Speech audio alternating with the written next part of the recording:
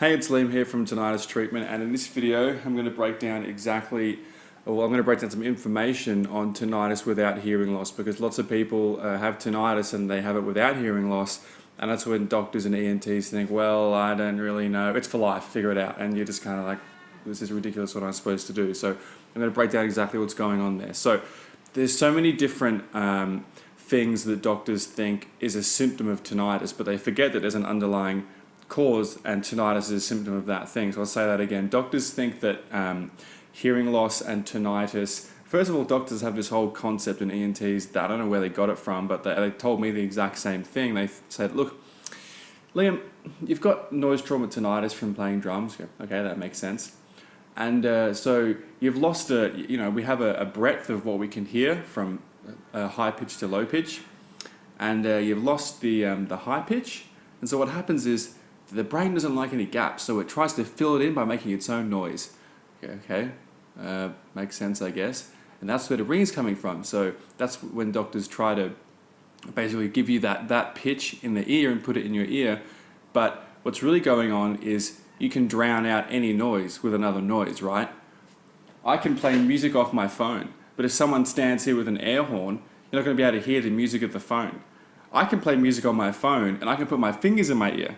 I'm not going to hear the music on my phone.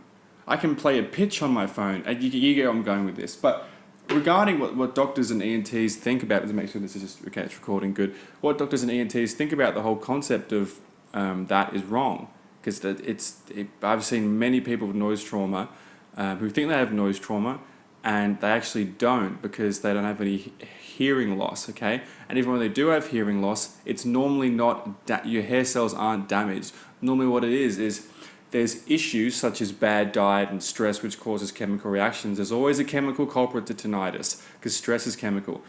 The follicle hairs in your ears, yes, have been affected, not permanently, okay, but they've been affected. They've been affected, but not permanently, but they've been inhibited, and their capacity to work has been affected by what's called the endoplasmic reticulum. Now, let me break this down real simple like, okay? The endoplasmic reticulum is a part of each cell that's the energy of each cell, okay? And what it does is it provides basically electricity. Remember, humans are electric before we're chemical. Electricity is more important, okay? It's how we're alive. It's what keeps our heart beating, okay?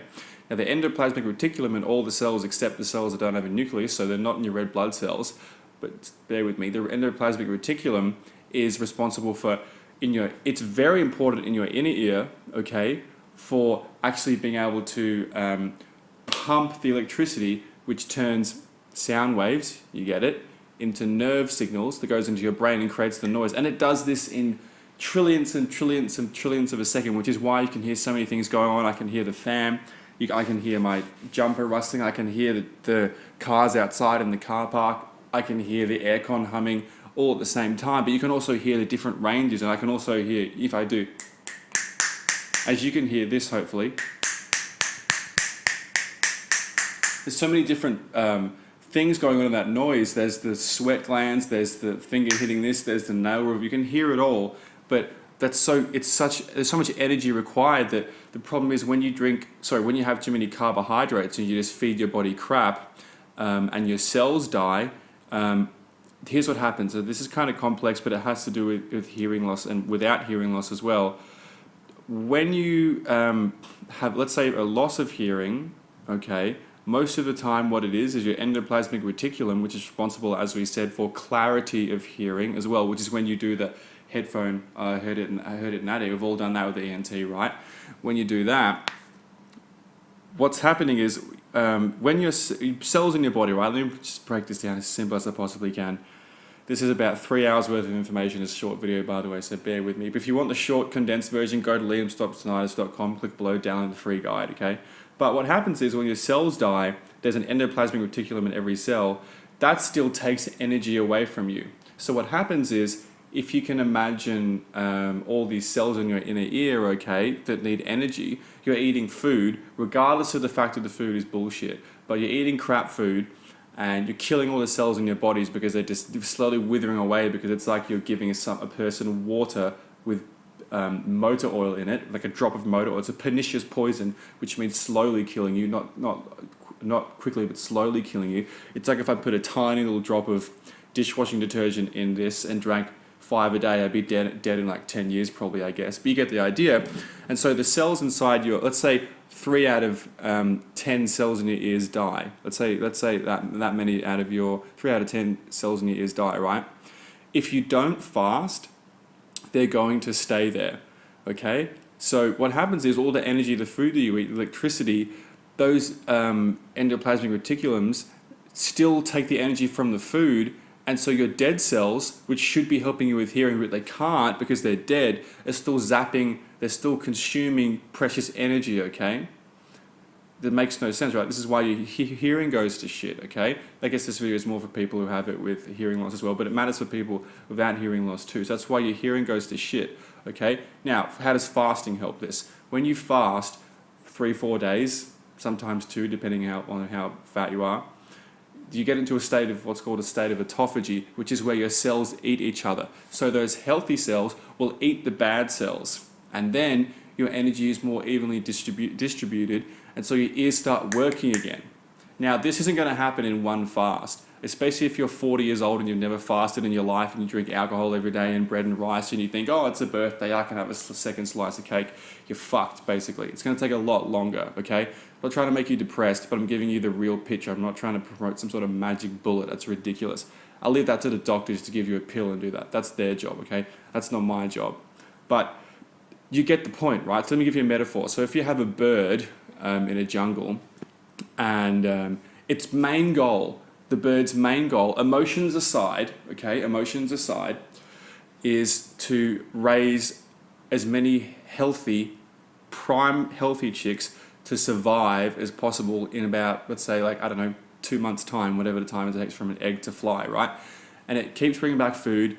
And this is actually, you can watch David Attenborough's Africa and see this happen beautifully, okay? This is a great metaphor. So the bird brings back food, and there's always the runt of the litter, and then there's the, I don't know, the alpha of the litter or whatever you call the chicks. And so the bigger birds would get the food first because they knock the other ones out of the way and get the food first, okay? But the little birds still get the scraps. But it's obvious that they're useless, it's obvious they're going to die. That's the reality of the situation, okay? Now, what would happen if there wasn't enough food, right, for 2 days? The bigger chick would probably just survive and still be like, oh, this just sucks, but it would probably still survive.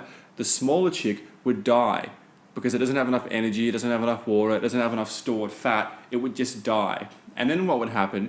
Probably the big baby bird or even the mother would eat the little chick, right? And then what happens next time there's food, next time you eat, you bring back the energy that you eat, as long as it's clean energy, and by that I mean no bread, no rice, and as long as you're drinking Fiji water. That's right, I actually do what I tell you guys to do. This isn't bullshit, I do it, okay? As long as you actually do this, and so the mother bird brings back energy, right, so food, and then that big bird is going to get even bigger because no longer does it have to divide the food up with the crappy little baby birds. And so maybe you have 3 birds in total, 2 are very big and strong, and 3 are just dying. There's no food for 2 days, 3 little birds die, 2 ones are kind of like, this is kind of shit. Then you give them even more food, and then it's like, wham, that break's just giving them, it's separated, it's survival of the fittest. And so what happens is then the metaphor in the cells is your ability to hear comes back, if the metaphor is the ability to thrive and survive.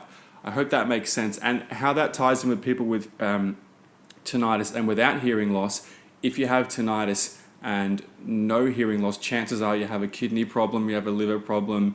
It's normally just the fact that you're eating too much ridiculous crap, and also it could be an iodine deficiency if this is for people who've taken antibiotics or they might have a parasite. But let's focus on iodine. This is another video completely, but if you take iodine, you're in a good place, quality iodine, because if you essentially, we'll save it for another video because it's too much to talk about now. But if you want the free guide I've got going on right now, which is pretty awesome to be honest, go below, click liamswapstinnitus.com, put in your email address, it'll send it to you automatically, and then I'm going to send you even more free stuff over the space of 4 days, just free videos and more complex information, because as you just saw, I can't explain it all in a YouTube video because it'll probably go for about an hour and a half. So all that stuff is available once you put your email address in and get the free guide. Okay, it's a beginner's guide. It shows you how to get rid of tinnitus without habituation, without drugs, and without surgery. Okay, so hope that helps. If you've got any questions, comment below. This has been tinnitus without hearing loss. Cool.